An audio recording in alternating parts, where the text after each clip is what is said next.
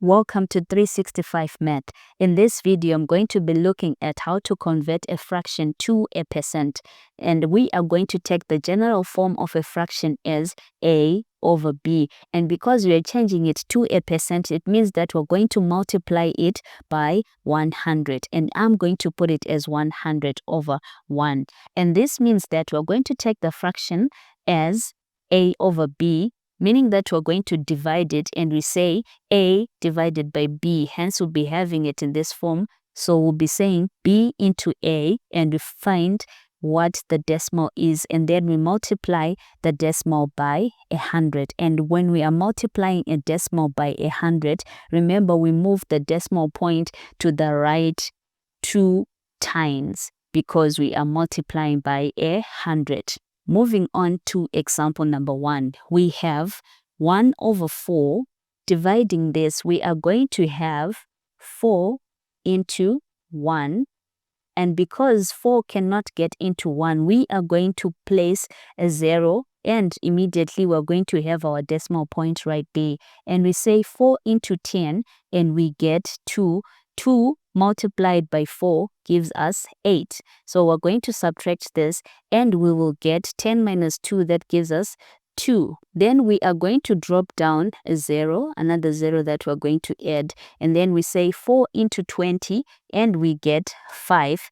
And multiplying 5 by 4, we get 20. So we cannot further divide because we no longer have any number. 20 subtract 20 gives us 0. Now we are left with 0.25, which we are going to multiply by 100. So it is 0.25 times 100. And we are going to move our decimal place twice to the right, that is 1, 2. That means our decimal point comes right there, leaving us with 25. And because since it is a percent, we say 25%. That is how we convert a fraction to a percent. Example number 2, we do the same thing. We are going to rewrite it as 1 over 10 multiplied by 100 over 1. This is another way of solving it. So we are going to cancel this 0. Remember, if you cancel a 0 from the denominator, you also have to cancel a 0 on the numerator. So I'm going to cancel this 0 with this 0. And multiplying the numerators together and the denominators together, we have 1 times 10, which is equal to 10, over 1 times 1, that is 1. So that leaves us with our answer as 10%. There is no need for you to do the long division if the fraction can be easily multiplied by 100. Moving on to example number 3, we have 7 over 8. We are going to rewrite this as 8, and then we have 7. Because 8 cannot get into 7, immediately we place our decimal place right there. So now we have 8 into 70, and that gives us 8. 8 times 8 is equal to 64. We are going to subtract 70 minus 64, and we get our answer as 6. Now we are going to bring down 0 because we would have added another 0, and we say 8 into 60, and that gives us 7. We are going to then multiply and say 7 times 8, and we get 56. We are going to subtract this, and that gives us 10 minus 6, which is equal to 4. And we're going to add another 0. We bring it down right there, and now we have 40. 8 into 40 gives us 5, and 5 times 8 gives us 40. We have come to the end of our division because 40 minus 40 is 0. Now we have 0.875 multiply 100, and we are going to move our decimal place twice, that is 1, 2.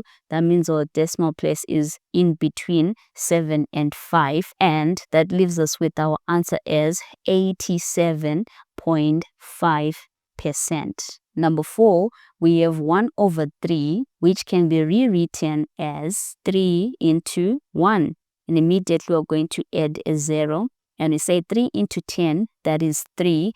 3 times 3 gives us 9, and we are going to subtract and get 1. If we bring down a 0, we are going to get 10. That means we're going to keep on getting 3 remainder 1, 3 remainder 1. So our answer would be 0.3333 and so forth. However, we're going to multiply it and say 0.333. We have countless 3's. If we then multiply 0.333 so forth by 100, we are going to get 33.333.